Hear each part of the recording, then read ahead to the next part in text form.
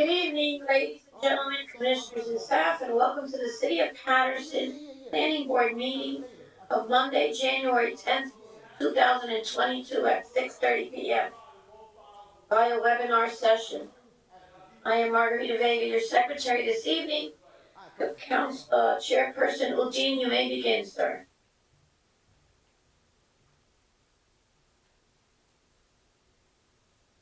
Muted, sir. You need to unmute. Good evening, commissioners, planning board staff, ladies and gentlemen. Would you please stand for the pledge of allegiance? I pledge allegiance to the flag of the United States of America and to the republic for which it stands, one nation under God, indivisible, with liberty and justice for all. Thank you. Please be seated. Commissioner, planning board staff, ladies and gentlemen, as the chairman of the City of Paterson Planning Board, I call this meeting of January 10th have been properly posted on Planning Board office and with the City of Paterson clerk that the public notice and advertisement have been published in Herald News and the record on December 27, 2021. 2021 in accordance with the law, and that the copies of such notice and public advertisement are on the file in the Planning Board office, as is also agenda listing is at 225 Allison Street in the City of Paterson. Roll call, please. Good evening, commissioners.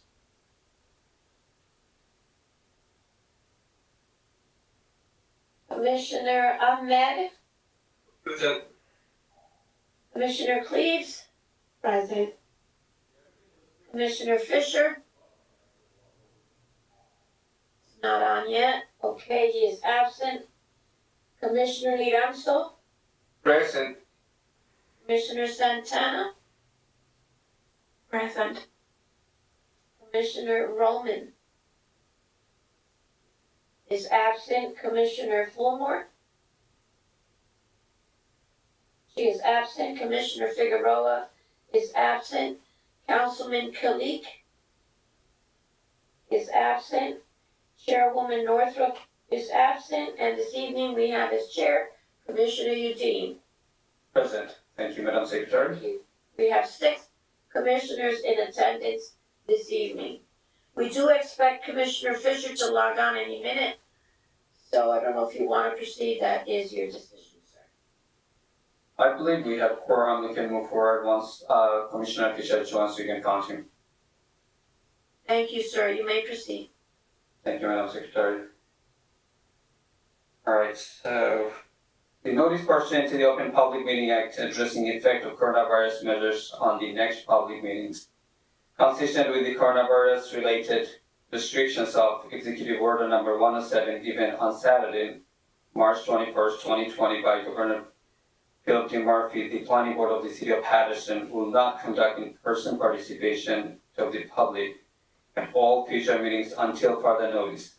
However, public participation will be available by meetings of communication equipment pursuant to NJSA 10-4-8 commencing on April 15, 2020. Though there may potentially be in New Jersey, in-person participation of the public is prohibited. Nevertheless, for reasons of compliance with the Executive Order Number 107, public participation will be available by calling at 973-321-1579. Again, 973-321-1579, meeting ID number 711-680-001. Meeting ID one more time, 711-680-001.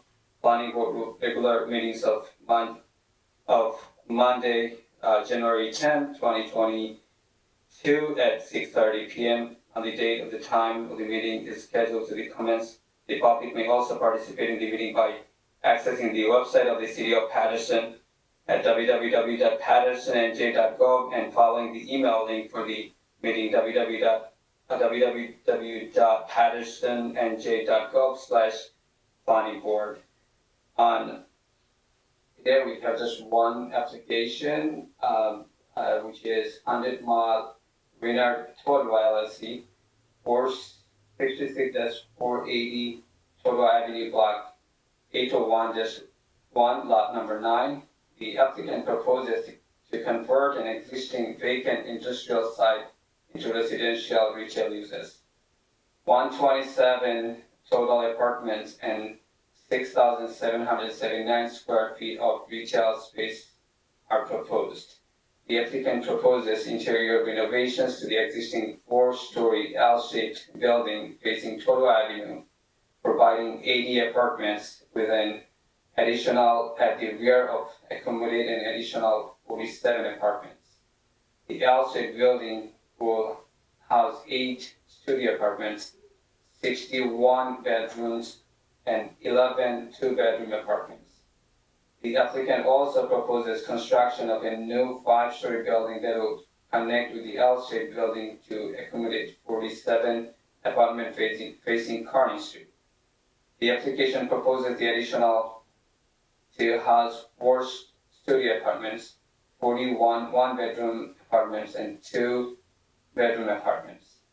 The applicant proposes partial demolition of an existing structure of the accommodated parking. The applicant proposes renovation of 2 existing structures, Building B2 and Building B6, facing Jasper Street to accordance to new retail spaces. The applicant proposes a deviation at the rear setback of 28.5 feet, whereas the existing building footprint should be maintained at 52.6 feet. A total of 134 off-street parking spaces are required. A portion of the required off-street parking are located within 300 feet of the property.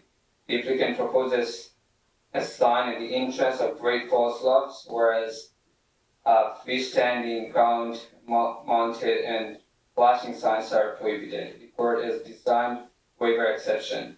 The application also requires design or waiver exceptions to permit trees within the parking lot, where a minimum of 6 trees are required. To permit street trees to be 175.5 feet apart, whereas a maximum distance of 40 feet between trees is permitted.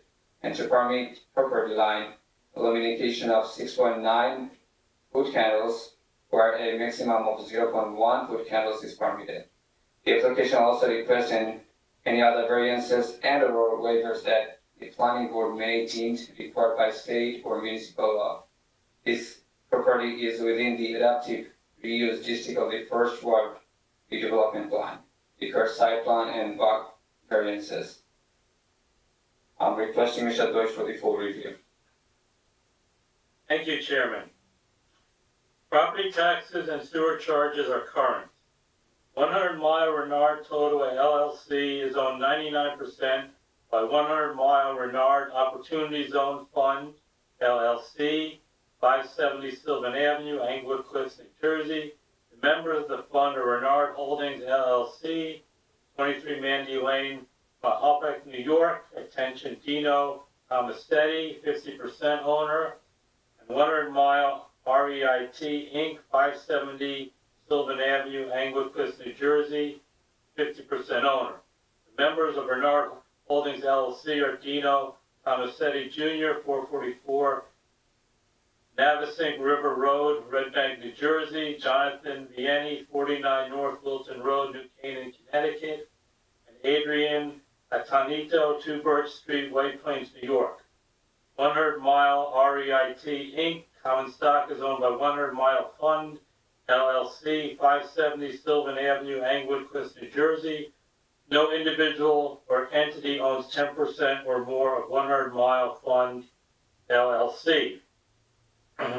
As indicated in the property survey prepared by Thomas F. Miller, licensed surveyor, and dated June 10, 2021, Lot 9 is frontage of 200 feet on Totowa Avenue, additional frontage of 200 feet in the southerly direction on Jasper Street, and 22.5 feet in the westerly direction on Jasper Street, then 175 feet in a southerly direction along Jasper Street, and 252.5 feet in an easterly direction along the applicant's property and block 801, lot 22, lands now are formerly owned by the New Jersey Department of Environmental Protection, and 100 feet in a northerly direction, border block 801, lot 22.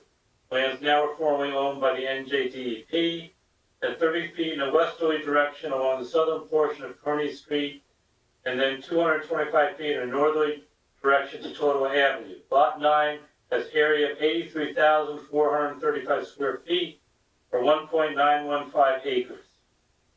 The parcel currently contains a masonry building of about 100 years old that previously contained industrial uses. The property contains additional buildings that are both 1 story and 1.5 stories in height. A separate brick chimney is also on the parcel. The 4-story building is built up to the entire property line of Totowa Avenue and the majority of Kearney Street. Portions of both the 4-story building, the 1-story building, and the 1.5-story building are constructed along Jasper Street property frontage. The property currently has access to Jasper Street and Kearney Street. The survey also indicates a previously recorded road vacation for a portion of Jasper Street and a previously recorded easement for a portion of Jasper Street. Stonefield Engineering and Design has prepared a 15-page plan dated October 19, 2021.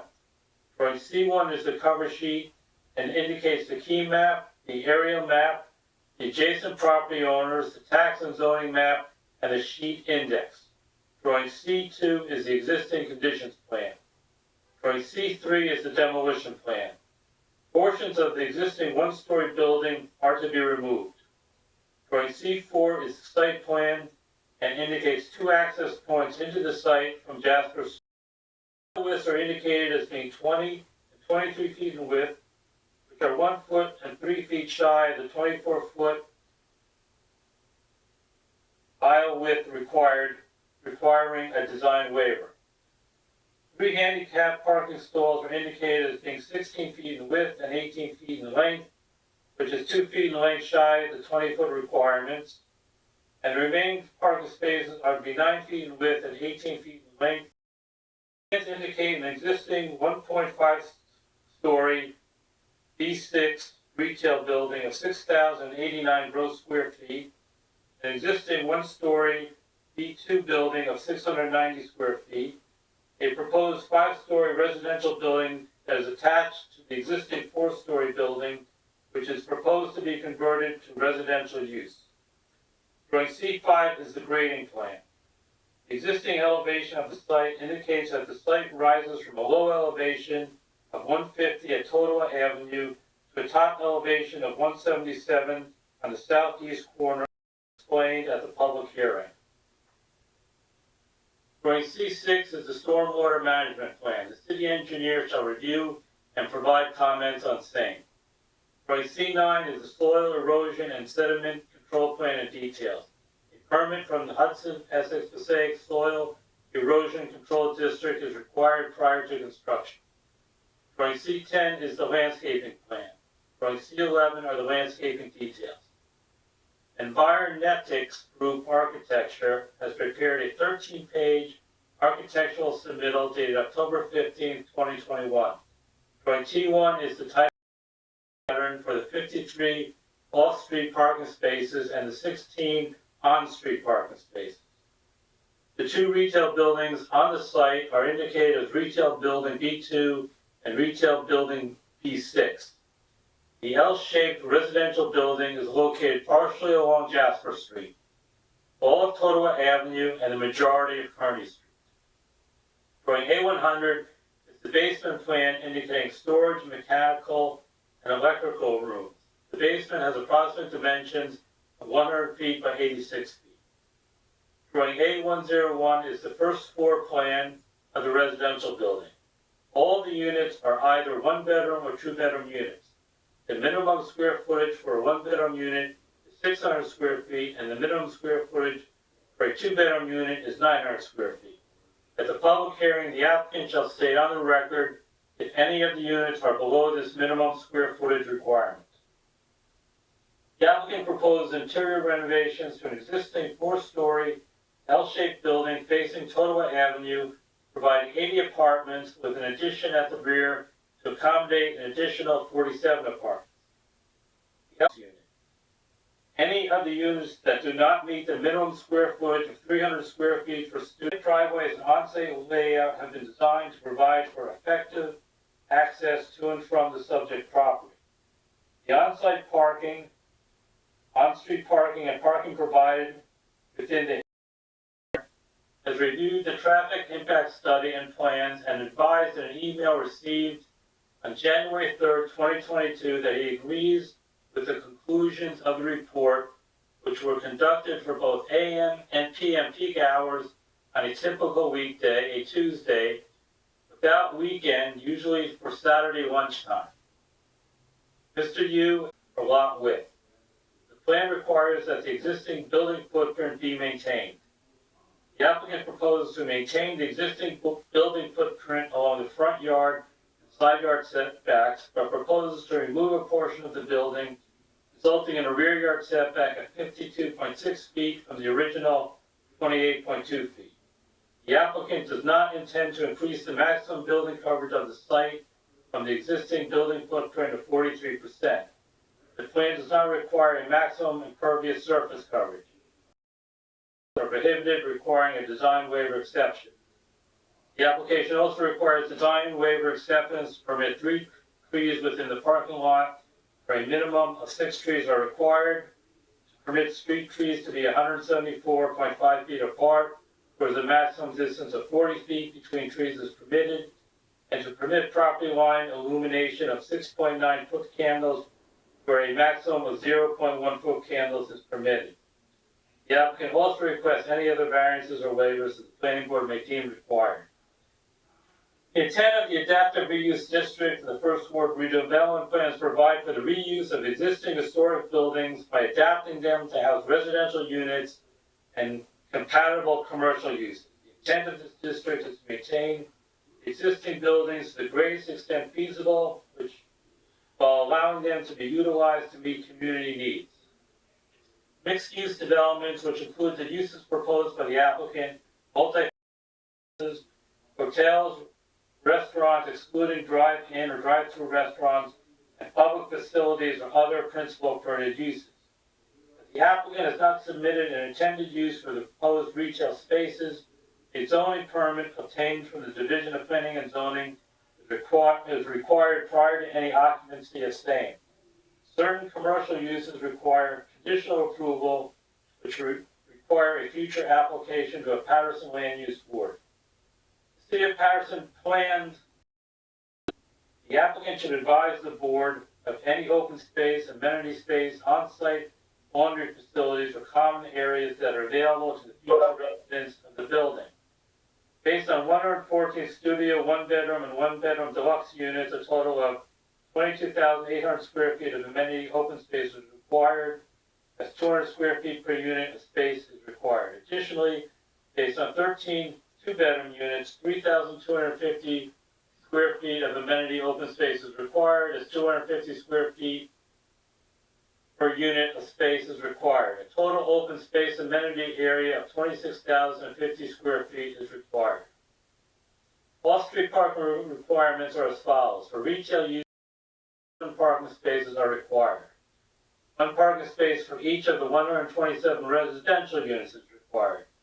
A total of 134 off-street parking spaces are required. In addition to 53 parking spaces located on site, 16 parking spaces located on Jasper Street, in a letter dated September 29, 2021, signed by Tony Perez, the Executive Director of the Paterson Parking Authority. 95 parking spaces are to be made available to the applicant located at Paterson Parking Authority lots located at either 1 Broadway or 15-17 Market Street. Monthly fees will be paid by tenants in accordance with standard rates at each location. In a letter dated October 4th, 2021 from Joseph Fratelli, Vice President of Development of the RPM Development Group, it is stated that Hinchlow Master Urban Renewal LP is currently constructing a 315-space parking garage located within approximately 300 feet of the subject of this application. The garage is expected to be completed in mid-2022. RPM is willing to have 85 parking spaces made available to tenants at 466 480 Total Avenue, whom will have the opportunity to sign individual leases with RPM Development Group. RPM Development Group is not affiliated with 100 Mile Renard Totowa LLC. The exterior bicycle storage for the retail uses shall be placed as indicated on the above reference plan. As no specific retail uses have been proposed by the applicant prior to any occupancy of the two retail buildings, a zoning permit for the use shall be obtained from the Division of Planning and Zoning. As this is a redevelopment area, the planning board must determine whether the granting of the required variance for the rear yard setback to allow the number of dwelling units proposed by the applicant is appropriate for the lot and the immediate surrounding area. Residential apartment construction is permitted within the redevelopment area. A mixture of different types of residential units is encouraged. The planning board should determine whether the land area of this parcel is suitable, the number and type of apartment units proposed, and whether additional off-street parking needs to be obtained. If approved, this proposal will require new curb and sidewalk on Totowa Avenue, Jasper Street, and Kearney Street, new sanitary sewer installation, a new water service connection, and stormwater recharge structures. The applicant proposed the placement of signage on the property in accordance with the zoning and land use development ordinance. Waivers are requested for signs related to only street address signs permitted for residential properties, and the placement of prohibited signs, which include freestanding signs, ground-mounted signs, flashing signs, and off-premises signs. The applicant shall advise as to the location of trash and recycling areas within the building's interior and exterior location. The applicant shall advise as to whether security cameras are to be installed within the building and exterior locations. It shall be the responsibility of the applicant and or the preparer of the plan to obtain a letter from the city engineer indicating the plans have been satisfactorily reviewed prior to the plans being released to the construction official. Surrounding land uses. This proposal is in the Totowa section of the city within the First Ward redevelopment plan. The southern side of Totowa Avenue is mainly commercial and also includes a public elementary school. The Vista Park, under construction, has its sole access point at the end of Jasper Street. The northern side of Totowa Avenue is predominantly residential R3 zone. Concluding remarks. The applicant estimates the cost of this proposal at approximately $33 million. The applicant should incorporate the design elements contained within the First Ward redevelopment plan on the site and within the buildings. That is your staff review for this proposal, Mr. Chairman. Thank you, Mr. Deutsch, for a real full review. It's real long. I'm going to go to the attorney, Adam Faila, I believe, for presenting this application.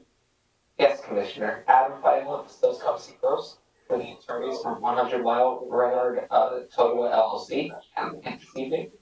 Thank you guys first and foremost for having a special meeting to discuss this exciting project. I don't have much more to add to the project. Mr. Deutsch did a great job detailing it. Actually, I'm sorry to distract you. How many witnesses do you have this evening? We have 5 witnesses this evening, but we're going to try to keep it quick. Got it. All right. The chair, Yes, sir. can you announce me? Yes, I'm sorry. I should announce in the text. Yes, Commissioner Fisher is here. Yes, I have noted that, thank you. All right, sure. All right, so Mr. Faila, you may proceed, sir. Thank you. So thank you again for having a special meeting tonight to discuss this project. The project's known as the Great Falls Law, and Mr. Deutsch did a great job detailing the project. I'll just note that the notice was sent to all interested parties on December 28th and 30th. There were a couple that needed to be sent on the 30th. It was also published in both the Herald News and the Bergen Record on December 30th, and the affidavit of proof of service was submitted on January 5th. As the board might know, there was a pending self-storage application for the property. This application is not a withdrawal of the pending self-storage application, but if the planning board were to approve this application, then the applicant will withdraw the self-storage application as a condition of approval. We received Mr. Deutsch's review letter, a memorandum from John Franco Archimede, and comments from the city traffic engineer, and we agree to comply with the comments in the review letters. I will state, as Mr. Deutsch noted, In Mr. Yu's email, he recommended to prohibit parking on Jasper Street. We agree to comply with this prohibition in front of the subject property. That's all we can control as a condition of approval. It'll result in 9 parking spaces being removed, but the parking will still be compliant with the redevelopment plan requirements. So without further ado, I'd like to introduce Mr. Billy Presida, a representative of the applicant. Please raise your right hand, sir. Please raise your right hand. You swear affirm testimony about to give us the truth, the whole truth, and nothing but the truth? I do. Say your full name for the record, please. I can't hear. Say your full name for the record, please. William Peter Procida. And Mr. Presida, how are you related to the application? Oh, I'm sorry, I couldn't hear. I am the managing member of the 100 Mile Fund and basically represent was it 100 Mile Renard or Renard 100 Mile? 100 Mile Renard Solar. I represent 100 Mile Renard LLC. All right, so you have Can you give the board the courtesy of your background, please? Yeah, I was told to keep my 42-year background very brief. Hard to condense 42 years briefly, but first I do want to thank all of you all for getting together tonight. All the commissioners, thank you, and everybody who helped put this together. By way of background, I've basically spent my entire career trying to make communities better. I've spent the first buildings and redeveloped several of them that are now Tribeca and flourishing. From 85 to 95 and a little thereafter, I spent my career in the South Bronx and Harlem. During that time, I can't count the number of units that we built, but we were the first to build for sale housing for Black and Hispanic cops, fires. We were named New York City Developer of the Year. We won the Governor's Excellence Award in Housing, and we won the National Pillar of the Industry Award from National Builders. And I'm very proud to see incomes went up, and also, most importantly, for the city, tax revenues went up. In the last 5 years, we've been on the North Broad corridor in Philadelphia, where we renovated a number of historic vacant buildings, including the Philadelphia Metropolitan Opera House, built in 1904, and the Divine Lorraine, which is a famous building in Philadelphia, both of which won numerous awards for the work we did historically, restoring them to their grandeur. Again, and that's kind of basically what I've dedicated my career to doing. As relates to a little Paterson history, I don't know how many of you remember this name, but there was an architect in town named Phil Rabinowitz of the architecture. Anybody knew Phil Rabinowitz? Phil was an amazing architect. He had a $100 million plan for every corner of Paterson. He had his office in Paterson. Unfortunately, in the late 80s, I had my hands full with the Bronx and Harlem, that I couldn't help him execute on his dreams. And I do understand he just 13 years ago that I became reinterested in Paterson. Some of you may know that we've now done well over 50 million, could even be closer to 75 million projects with Mr. Florio. I do need to, if I could, because as I'm turning 60 this year, so I'm getting old. Was when Florio won the the Faith in Paterson Award, and the first thing he said when he got the award was he said, one of my first mentors who had faith in both me and Paterson was Billy Presida. in one of the first conversations, Billy told me, kid, do yourself a favor, don't chase money, help build community. Those are people that become very successful, forget those who got them there. But we've been very involved with Florio. We also made a major loan to the Art Factory to help them improve that property further. I had the pleasure of spending 5 or more years with Barbara Dunn on her board of advisors at Paterson Habitat for Humanity. I'm also a member of the board of the New Jersey Builders. Supposedly for all the good work I've done, I've been named to the NJ Biz Power 50 real estate list. I don't know if I'm deserving to that, but that's what they said. And I think I'm the only person.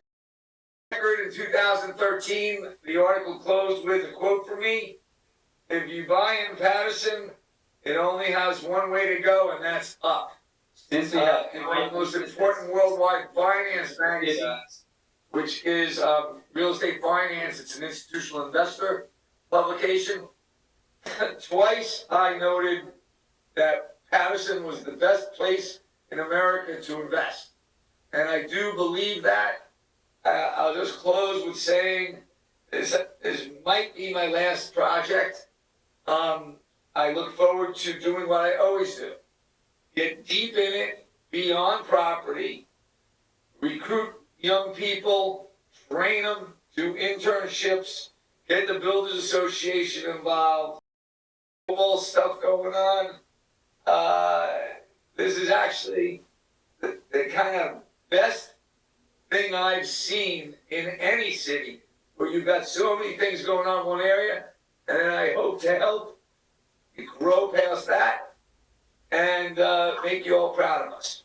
So that's all I got to say. From Mr. Preceda, I don't know if the board wants to ask questions of each witness or wait until the end. I defer to you, Mr. Chairman. Mr. Phil, I think what I have to do is I have to know who else left, what's their title, so we can make it into different divisions, maybe 2 at a time. Or give you a break in the middle for asking questions. Okay, so the next person, so our next witness will be the engineer, the site civil engineer.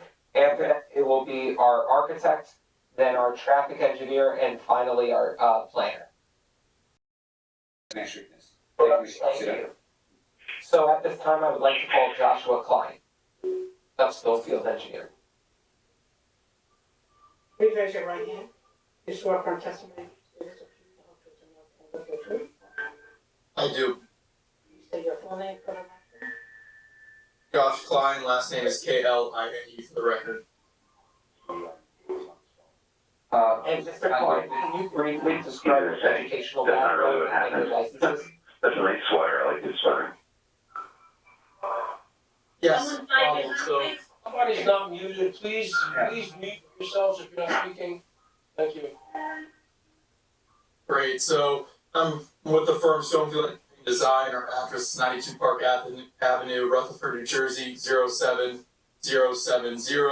I'm a licensed professional in engineering. I've worked on over 250 commercial, residential, and industrial projects in New Jersey, over 25 projects of similar in nature.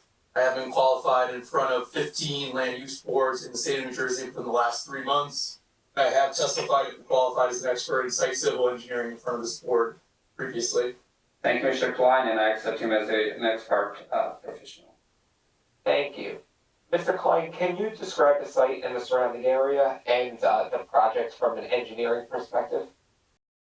I think the first is, as a condition of approval, we will be working with the city professionals as well as the city engineer for all of these engineering elements I'm talking tonight. So, the stormwater, the utilities, kind of all these different elements that I really look at as a site civil engineer will need to be approved as a condition of approval by not only the city kind of professionals as well as any of the applicable utility authorities as well, which I think gets, the board very comfortable with an application that you want to see in this area. There was a redevelopment plan, the uses, the type of buildings, the improvements to the streetscape, which I'll go into, are all things that I think the city and this board are looking to see and are all things that were contemplated in the redevelopment plan. So, we feel we have a really nice project in front of you, and again, I'm just going to focus in on the site civil elements, and I will do my best to keep it an aerial exhibit prepared by our office dated 11/30/2021.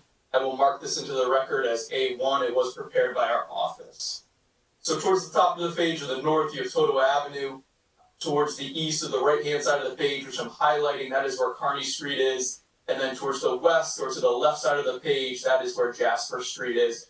One of the things that was noted was a kind of a vacation of Jasper Street. You can kind of see that in that bump out along the left-hand side of the property line. But again, there's easements in place that allow kind of public access along that roadway as well. And then just a kind of bigger picture as you have some more residential development. In terms of the development, I'm just going to zoom in a little bit. You can kind of see again, we're sided by 3 frontages, and then we have kind of the back of where the future park is. In terms of buildings, so the L-shaped building that was previously mentioned is what I'm highlighting the screen. That's what fronts on Totowa and Kearney. That building will remain as part of this project. And then what you have kind of towards the back of the site or the bottom of the page is kind of a clustering of buildings. And I know there's a lot of work that's been done with various kind of historical team members, I'll call it. But essentially this grouping or cluster of buildings are, there's structures, all different age and quality. But as part of this project, we are saving two of the structures. So there's a structure with a pitched roof that I'm highlighting here, which is known as building B6. And this will be highlighted more on the site plan that I show. And we're also protecting, there's a smaller structure, which is noted on the site plan as B2, which I am highlighting. The remainder of the structures will be demolished as part of the project. And again, the large L building, which will remain, as well as, and it'll be easier to see on the colors plan I have, as well as the smokestack as part of the project. So again, we're kind of keeping majority of the elements and kind of demolishing some of the items that I've highlighted before. I think it's been noted, I mean, kind of the condition of the frontages, the surrounding kind of sidewalk curbing, ADA facilities, all of those things are in need of repair, and this application will kind of look to address that. I'm going to move to my next exhibit to really get into the proposed improvements. So this can be marked as A2. It's a colorized site plan prepared by our office dated 11/22/2021 for the record. So just to, again, the orientation has changed slightly. So just for the board's reference, the north is Totowa Avenue, that's the right side of the page, and the architectural plans will match this as well, so it'll be nice to kind of be oriented throughout the presentation this evening. Kearney Street to the bottom of the page as well, which I'm highlighting, and then you have Jasper Street to the top of the page, or to the west, and then the kind of that future park, or current park, but future kind of master plan Vista Park is to the south or to the bottom, or sorry, to the left-hand side of the page. So just kind of zooming in slightly, the main access is going to be maintained along Jasper Street. There'll be 3 access points. We do have a traffic engineer, so I'll let him kind of go into more of egress and the parking and all of that as part of his testimony. Story, kind of future retail building. And then we have the L-shaped building, which you can see it has kind of the hatching around it. That's that existing building to remain. Here's that smokestack. The smokestack is about in the center of the page. And then if you come up from Kearney, you can kind of find it within kind of a landscape area. So we are protecting the smokestack location. And then the proposed building, you can see here is towards the left-hand side of the page, which I'm highlighting on the screen, and that's kind of towards the park. But that's kind of the proposed 5-story addition that's being proposed as well. I think the big kind of note when I look at this plan is the streetscape improvement. So all new streetscape along all 3 frontages of the road. We're providing street trees, a decorative brick paver, brand new concrete. I think what kind of associated with that is the ADA improvements. So the big part is kind of these sidewalks will be brought into ADA compliance. We'll be providing ADA facilities, the kind of existing utilities as well as some of the proposed relocated utilities. So there are overhead utilities along kind of all 3 frontages. We have a lot of our existing as well as proposed utility connections coming out to Jasper. So Jasper is probably where you see the majority of that gap. But again, that's where we have kind of these additional foundation plannings and plannings around the signage and the transformer, as well as kind of the plantings around the building to kind of help provide a little bit of that additional green space. When you look at a waiver related to the number of trees in the parking area, we are providing 3 trees within the parking area for shade. as well as some of the items I noted was the kind of additional landscaping within the parking lot, showing where the parking spaces are.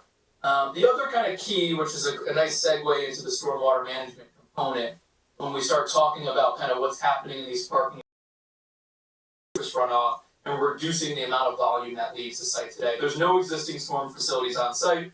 Today, water comes down to the site and it kind of just discharges in all directions. It's uncontrolled and it's not treated. So as part of this project, and in accordance with the new stormwater regulations, we are proposing pervious pavement to provide water quality treatment. Under the new regs, not to get too deep into it, all of the parking area now are considered motor vehicle decorative paver, or it could be a colored or just a kind of an asphalt with a pervious element to it. But what it is it, it kind of provides, a way to meet the new regulations, but it also is a great way that's promoting green infrastructure within the parking area. So not only do we have some landscaping elements along Jasper, it's to the right of the existing one-story building noted as B2. So that's a kind of the freestanding identification sign for the board's reference.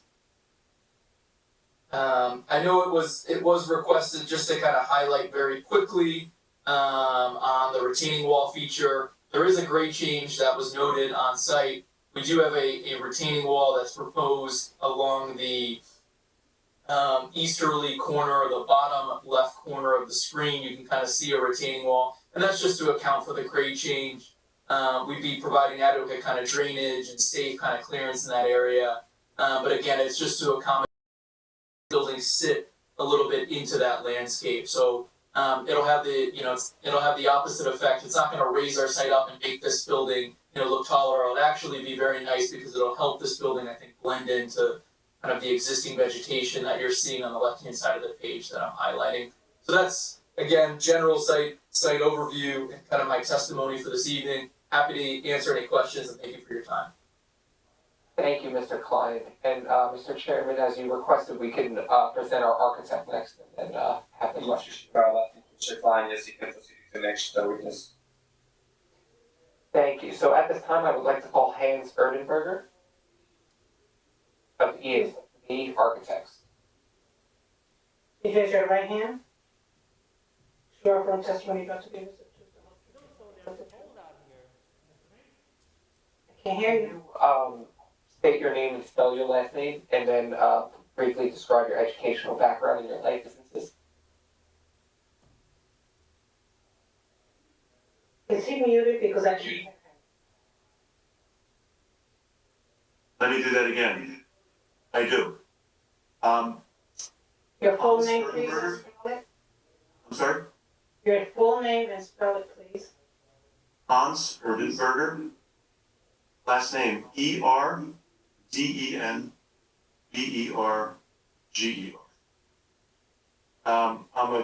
I'm a graduate of New Jersey Institute of Technology, bachelor's degree in architecture.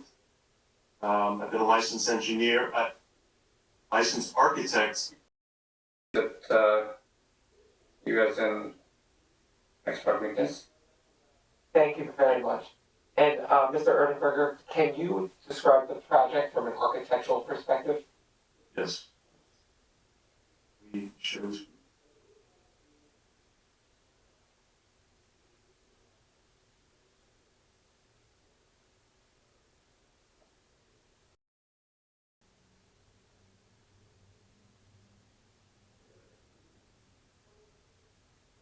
All right, I'm going to start with this rendering. This is a rendering looking northeast. It captures the existing L-shaped mill building, the smokestack, which we're going to retain, building B2 and building B6, as well as a portion of the building currently has a stucco wall without windows. The wall is crumbling. I'm able to almost peel the wall back as I walk up to and touch it. That wall will be removed and reconstructed to the original historic configuration of windows and brick piers. So there's going to be a large amount primarily with windows, but also with some architectural exhaust louvers, fresh air intake to feed some mechanical systems.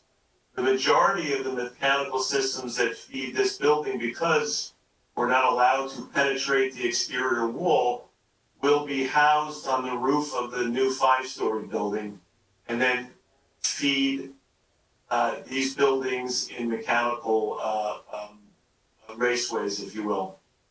The floors from the existing building, this is a 4-story building, and this is a 5-story building addition. To the existing building, and by separating the existing building from the addition with a 12-foot wide recessed alleyway that also serves as another entrance into the building, we are giving the existing building the importance that it needs. And all the materials on the addition, the 5-story addition, are complementary of the existing mill building.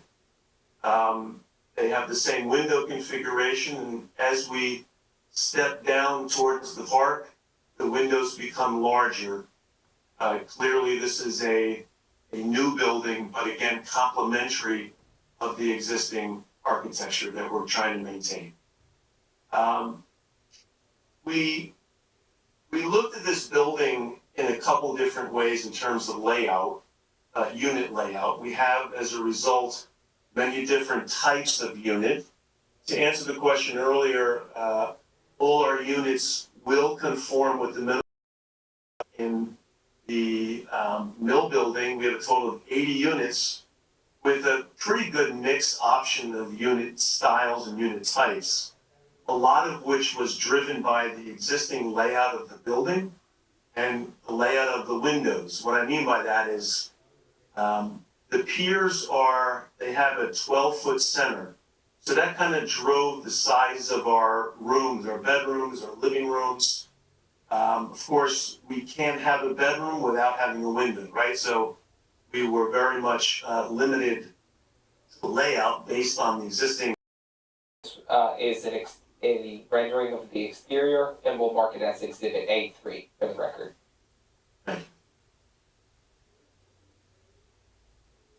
Well, yeah, I'd like to have it up. Let's talk about this for a minute.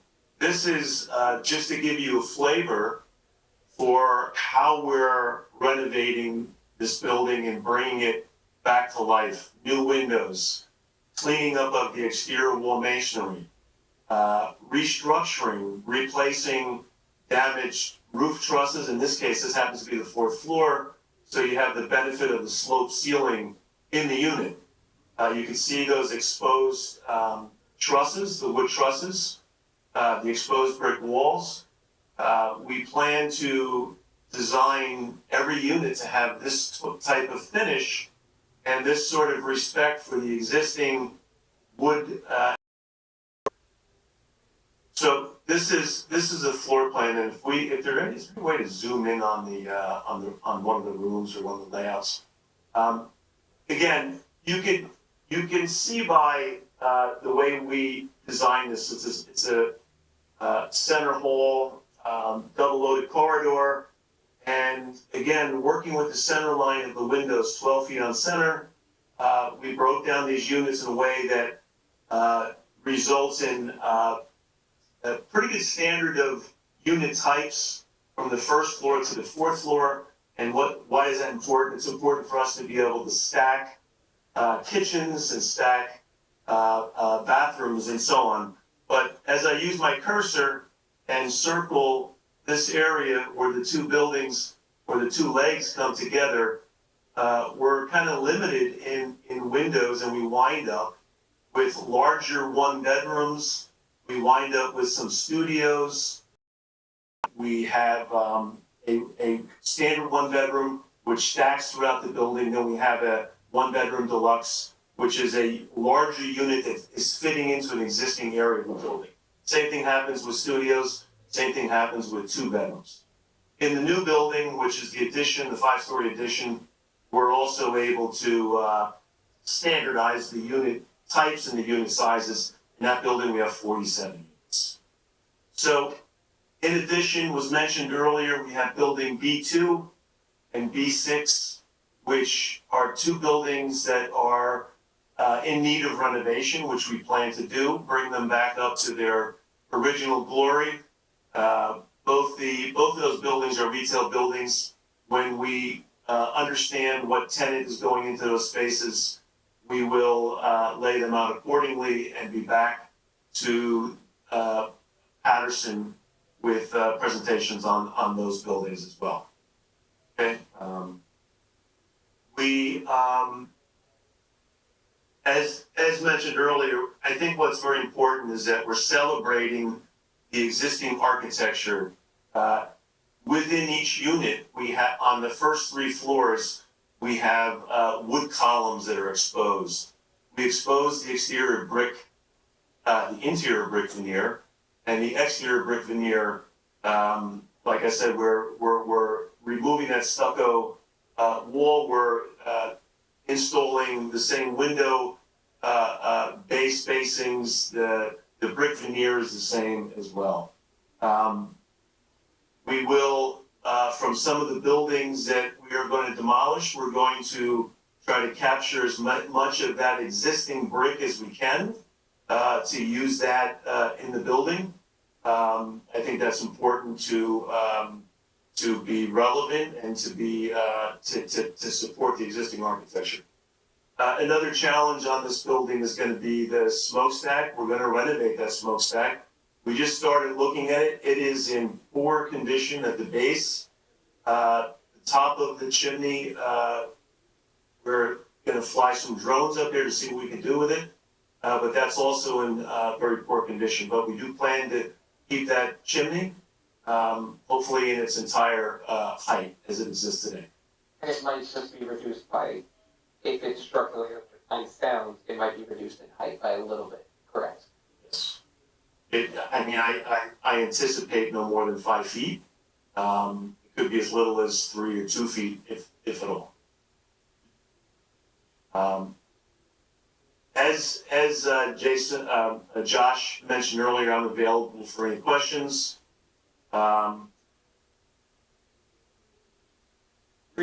Mr. Erdenberger, can you just describe the amenities for the project and for the residents? Yeah, I apologize. I have it from No problem. We're planning on having washer and dryers in each unit. We're going to locate a gym in the lower level, which is essentially at this where the 2 legs come together. I don't know why my mouse is acting up here, but where these 2 areas in the lower level, there's a gym. We have bicycle storage down there as well as some unit storage. We have on each floor, we have social rooms. On the ground floor, there is a glass vestibule that's being added to the building. And as is the case nowadays with package storage and package deliveries, we show a package storage room and a mail room within the lobby area. In the upper floors, there'll be a social rooms on each floor. I think that's it. Of course, on site we're going to have security cameras, key fob access for all tenants. Again, another reason on the site was to open it up a little bit and remove the old dilapidated buildings, was that we maximize the visibility on the site, which makes it a safer environment. And can you discuss the trash collection very briefly? Yes, we have on the ground floor on Kearney, right between the 2 buildings, we're creating the 12-foot wide space, which separates the 2 buildings, the existing 4-story with the proposed 5-story. And there is a garbage chute on each floor, which will be collected in the room on the bottom, recycling as well as everyday trash. And there's an overhead door here. Sorry, my mouse isn't working good. See if I can do that. Right there. and right over here on the ground floor, you'll have trash collection on that side. For the retail shops, we will keep the trash inside the trash room on the interior of the building. And when the trash day comes along, those dumpsters will be rolled into the street and collected accordingly. Right. And I believe you had touched on the signage. I think that's what you were hinting at when you said we might have to come back for the retail buildings, and that's only if their signs require a variance or design waiver. That's right. Currently, we don't show signs on that building, but we will certainly coordinate that with the town and make sure that it's code compliant when the time comes. You want to just look briefly at the two outbuildings. Let me talk about this for a minute. The roof plan, and we talked about the different unit types. This is a view of the 5th floor for the 5-story building on the right, and on the left side, these are lofts for a limited amount of units on the 4th floor. And again, that's how you get the variety of unit types. These are walk-up loft space and a large area of under roof areas that will basically just be dedicated to mechanical systems. Let's go to the elevations. The elevations, I think, were better displayed and understood with the rendering, but again, this is giving you a sense. This is a view along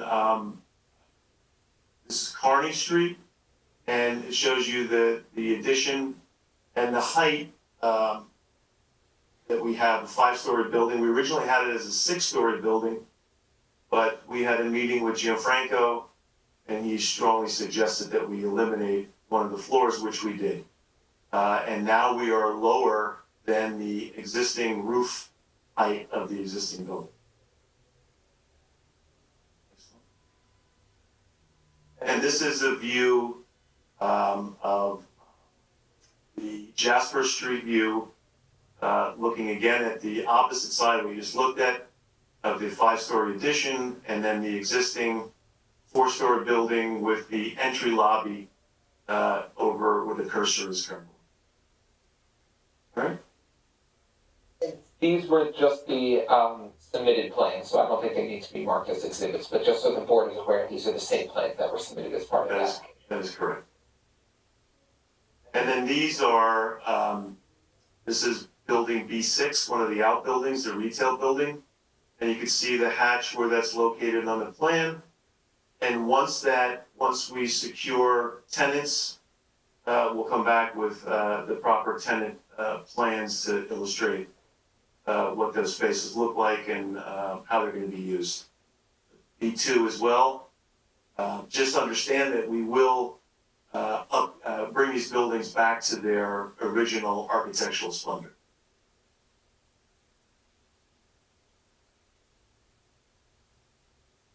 And I think that's it. If there's any questions, I'm happy to answer them now or afterwards. So, Mr. Chairman, that concludes our applicant representative, our civil engineer, and our architect. We have our traffic engineer and planner who will both be brief, but we can take questions now as you had requested.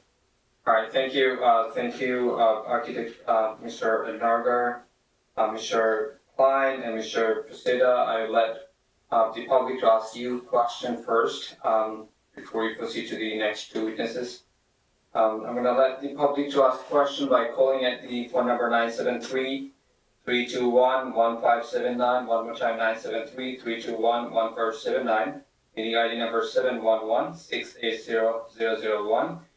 You may get 2 minutes for calling and 3 minutes for questions and comments to the 3 witnesses that already presented. Madam Secretary, is there any caller at this moment? Not at this moment, but I'd like to give it a few minutes. I'll get back to you. Sounds great.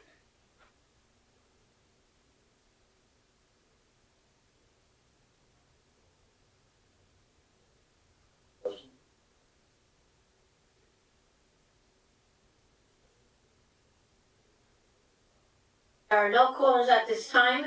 If anyone does call, I will let you know. Thank you very much. You may proceed. Thank you, Madam Secretary. I'm gonna let the Commissioner to ask a question, and if caller comes, Madam Secretary, you just inform us, so we're gonna let the public to ask a question. Any commissioners, if you have a question to any of these witnesses, to civil engineer Mr. Klein, architect Mr. Egnerger, and Mr. Pusida, if you have any question to them, you may ask.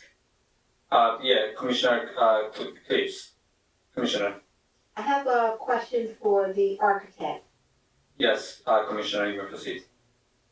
You just mentioned near to the end of your statement that the lobby area, there's only one lobby area for the L-shaped building? There are two entrances. One is at that area where the mill building comes together and forms the kind of elbow. That's one entrance.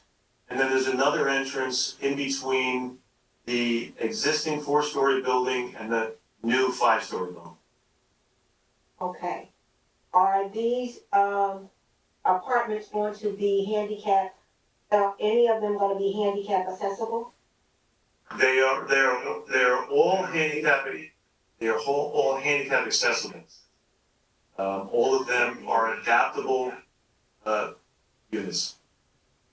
So does that mean that there are, I was listening, but I was also trying to do some math at the same time.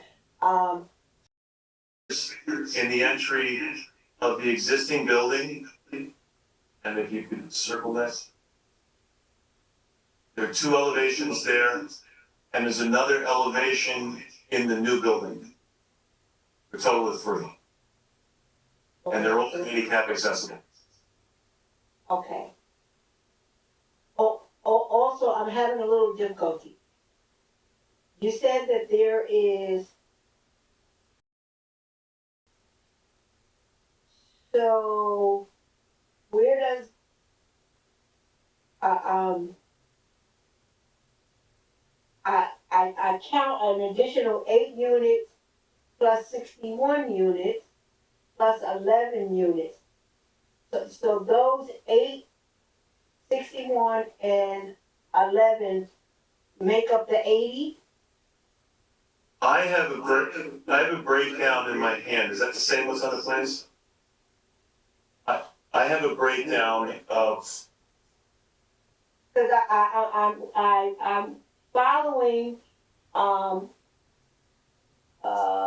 looking at the background, number 17 and 18. And it gives me the breakdown of the units, but it seems like there's more than, maybe I'm not understanding. We have, so you understand, Okay, in the existing mill building, it's 4 stories. all We're right, proposing 80 units within that building. Then okay, it's an addition onto the existing 4-story building. It's a 5-story addition. That building will have 47 units, for a total of of 100, 127 units. okay, I got you now. Yep, And the entire facility is barrier-free, handicap accessible. okay, The amount of variation, the various unit types that we have, and that gets a little confusing after a while. another question.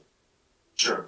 I'm not sure if it's a question for you or one of the owners. I'm not exactly sure who it should be addressed to, but why are there more 1-bedroom apartments than 2-bedroom apartments?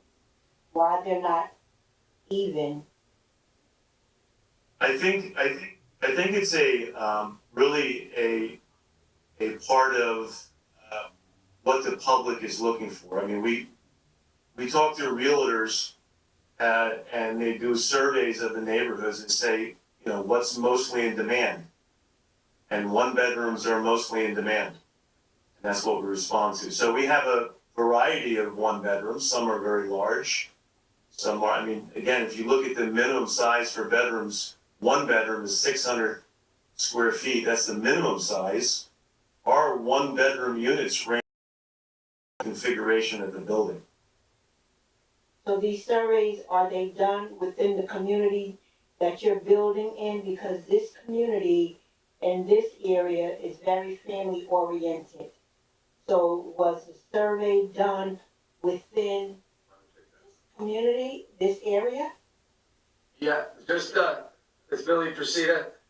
We had a market, study done by, our appraiser, who's done most of the projects that we've done with, Florio.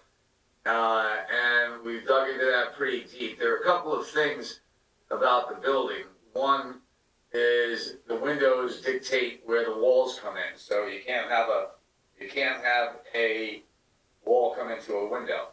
So the windows do dictate the space as Han is showing you there. But we have, in addition to our appraiser, Otto Appraisals, who's purportedly one of the best appraisers and market study firms in New Jersey, with an extensive background in Paterson.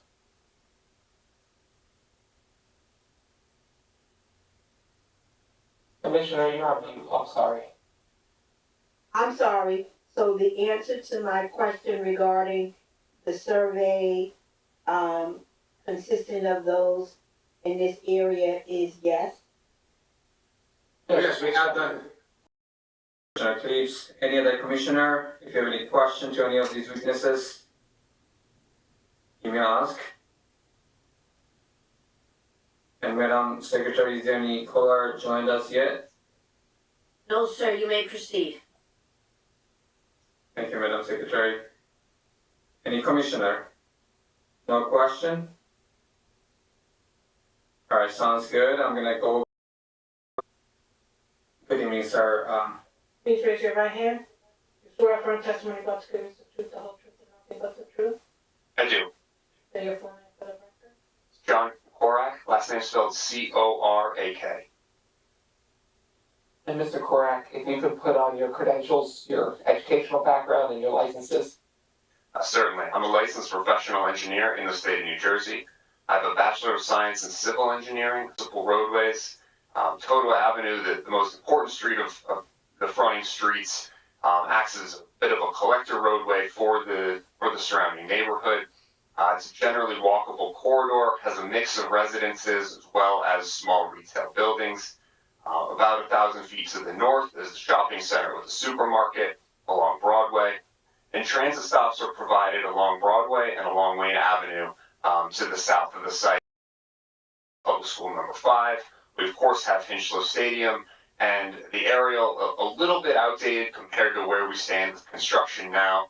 But there is the development directly south of the site, which includes the Hinchlow Stadium parking garage, 315 spaces that are being constructed, which was approved by this board in 2020, I believe. And I've testified as a traffic engineer on that project as well. Moving into the development plan itself, this is again Exhibit A2, the colorized rendering prepared by our office, showing the 127 units for the site, as well as 6,779 square feet of total retail space for the site itself. The development is going to provide 3 access points along Jasper Street.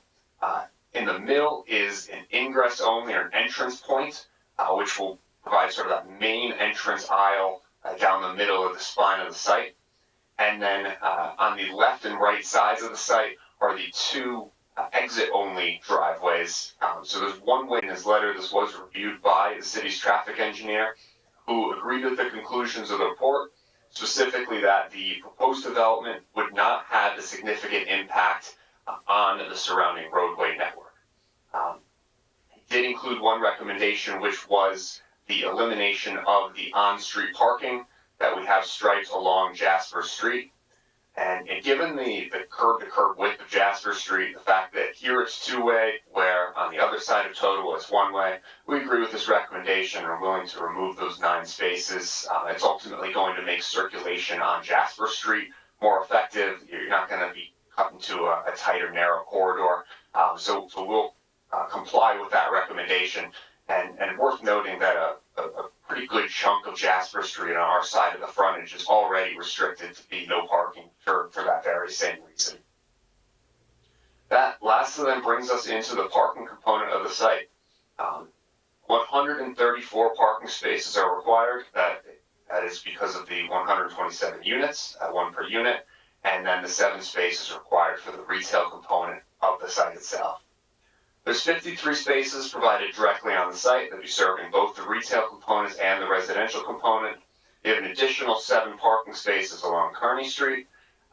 And then the redevelopment plan itself allows for parking to be provided off-site within 300 feet of the site. And so that brings us back to the Hinchlow Stadium parking garage, the 315 spaces that are provided within very short walking distance of the site itself. We do have that letter which was submitted to the board indicating that there's an opportunity there for residents to lease parking spaces within that garage. And aside from that, the Paterson Parking Authority has also indicated available parking within 2 separate garages within a half mile of the site. So between these different parking structures, sufficient parking is provided to meet the ordinance requirement or the redevelopment plan requirement, and sufficient parking is provided to meet the actual demand anticipated for the development itself. With that, our traffic engineering assessment concludes there'd be no significant adverse impact to the roadway network. The parking provided for the development is sufficient to support the development, and the on-site layout, the site circulation for the project has been designed in accordance with industry standards and will facilitate safe and effective means of access and circulation to and from the site. Thank With you. that Concludes our direct testimony from Mr. Korak, and we'll put on Mr. Ricky, and then we'll have questions, and then I'll just have a very, very brief summation. So at this time, I would like to call TJ Ricky, the applicant's planning expert. Swear affirm testimony about to give us the truth, the whole truth, and nothing but the truth. Yes, I do. Say your full name for the record. My name is TJ Ricci. Last time it's spelled R-I-C-C-I. And Mr. Ritchie, can you briefly describe your educational background, your licenses, and your past experience in front of land use boards? Yes, absolutely. So my name is TJ Ricci. I'm a planner at Stonefield Engineering and Design. Our office is headquartered at 92 Park Ave in Rutherford, New Jersey. I've been a planning consultant for approximately 4 years. I have a Bachelor of Arts degree from Rutgers University. I also have a master's degree in city and regional planning, also from Rutgers University. I'm a licensed professional planner in the state of New Jersey. I'm also a member of the American Institute of Certified Planners. I've been accepted as an expert witness in the field of professional planning over a dozen times in the last 6 months. Thank you, and I accept Mr. Ricci as an expert witness. Excellent. I would just like to share my screen and just show the aerial exhibit that we have previously already marked as A1. Can you guys see my screen? Yes. Excellent. So the project site, as we've been discussing, you can see it's outlined here in red on this aerial exhibit. It's identified as Block 801, Lot 9. It's one single lot with frontage on Jasper Street, Totowa Avenue, and Kearney Street. As we've been discussing, the existing site, as it currently stands today, the historic industrial building was a silk factory building. The surrounding area basically is predominantly commercial and industrial uses on the side of the street of Totowa Ave that the project site's on. On the opposite side of the street, towards the top of the page, is more multifamily residential uses. As we've seen, discussed by previous experts, we are proximate to the Hinchlow site. Over here, you can kind of see the corner of it, as well as the site for the proposed park to the rear of the site on the bottom right of the page. So we are zoned as the AR Adaptive Reuse District. These standards are governed and laid out in the First Ward Redevelopment Plan area. We are in a redevelopment plan area. So the proposal, like as you guys have heard tonight, is an adaptive reuse project, basically reutilize this historic building for a mixed-use residential and commercial development. The goal really here is to, maintain the historic nature of the site, but use this kind of to help revitalize the area and kind of serve as a catalyst for other development in the area and just, reutilize the site and preserve the historic facade and the historic building. As part of the proposed application, we are seeking a C variance for the rear yard setback. The requirement is to maintain the existing setback, which is 52.6 feet. We are proposing a rear yard setback of 28.2. If I can zoom in right here, as the architect and the engineer testified to, it's for, the proposed addition along this L-shaped building, and this would be the rear lot line right here. The reason for the variance is for the proposed building addition in the rear of the site. I think it's important to note, generally setbacks are to separate maybe buildings that are too close to each other, but there's not any residences, there's not any single-family homes, there's not other structures here. It's backing up to the park. So generally, this is going to be a large open space. So while we don't meet the rear setback, it's in the context of the development, the way that it interacts with the park, it's still going to be seen almost as a large open space. I think also it's important to note, the engineer made a good point, there's a pretty significant elevation change between the elevation of the existing site and then the proposed park. I think it's greater as apparent from the park, even though we're not compliant with the rear setback. It's going to be sunk and look lower. Most of the views, obviously, of the park face out the opposite edge of the site, so the building's not going to be blocking any views, or it's not going to be intrusive to anything happening in the park. And like I stated before, residential uses and park uses are generally they're compatible in nature, because you have people wanting to live close to a park. People are impact associated with the rear setback. In addition to the variance for the rear yard setback, we do have a few design waivers, a few minor design waivers that we're seeking tonight. One is to permit residential signs other than indicating the street address. This is needed for the Great Loft sign. This is a general planning practice of creative placemaking. It helps kind of brand. The result is the ingress and egress points. We're really not left with a lot of area for landscaping along the site, so it basically resulted in a couple street trees being farther than is required by the ordinance. In addition, we're seeking a design waiver to permit 3 trees in parking areas where 6 are required. Kind of like the engineer already stated, the design of the site is we're basically working with what's there now. The applicant really tried to balance the need for providing parking, but was limited on open space and a lot of green space on the interior of the site. That's why there are only 3 trees as opposed to 6. But as the engineer pointed out, there's a significant amount of landscaping along the site. So I think that the intent of having all that greenery on site is met. Improve the neighborhood aesthetic and improve the site as it stands today. Purpose E, promote appropriate population densities. I think this is a perfect site for it. It meets the density requirements. It's a good location being next to Hinchlow and the park. And I think this is a great location for, apartments.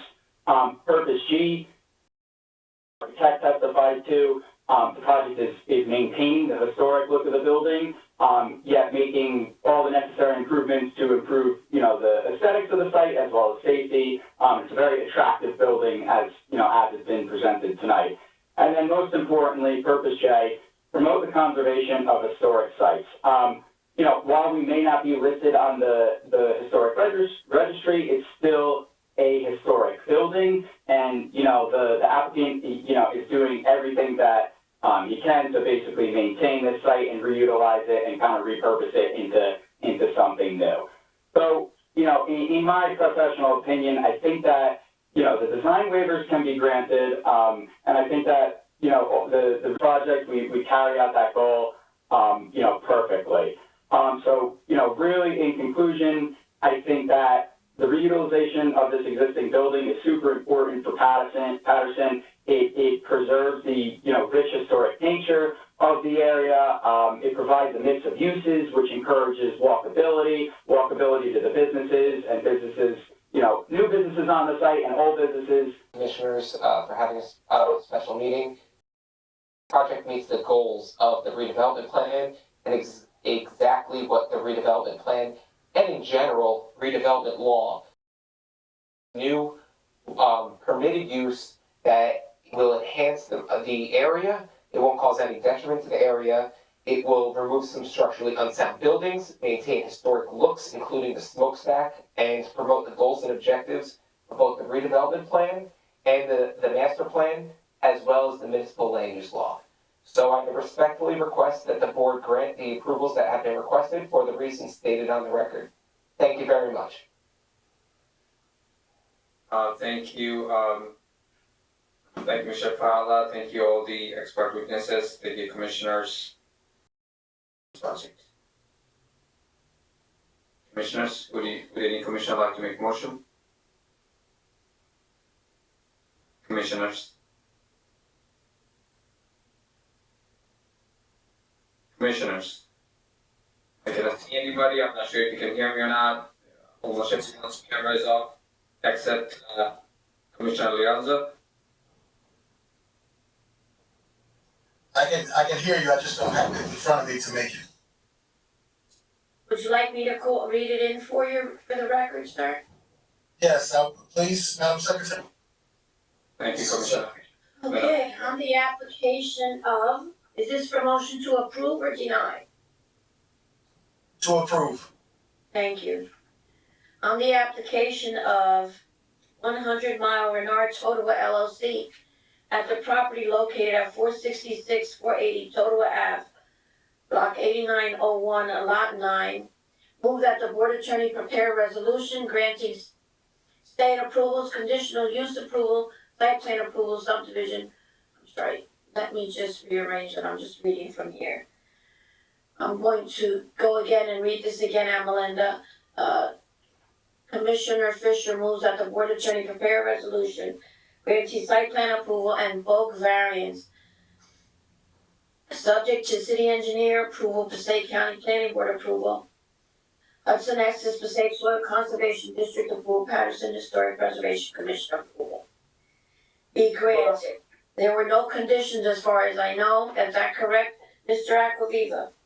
Yeah, that's correct, Madam Secretary. Yeah, no conditions, correct. No conditions. So this is your first motion. Is there a second motion? Second. All right, seconded by Commissioner Santana. I heard Commissioner Lianza as well. That's Santana or Commissioner Cleese? I wasn't sure. I think I heard Commissioner Santana first. Santana, okay, I wasn't sure. Thank Sorry, you. I left my voice. That's okay, feel better. Okay, commissioners, Commissioner Ahmed, your vote, sir? Commissioner Ahmed? My vote is yes. Thank you. Commissioner Cleves? Yes. Commissioner Fisher? Yes. Thank you. Commissioner Liranzo? Yes. Commissioner Santana? Yes. And Chairman Udine? Yes, and congratulations.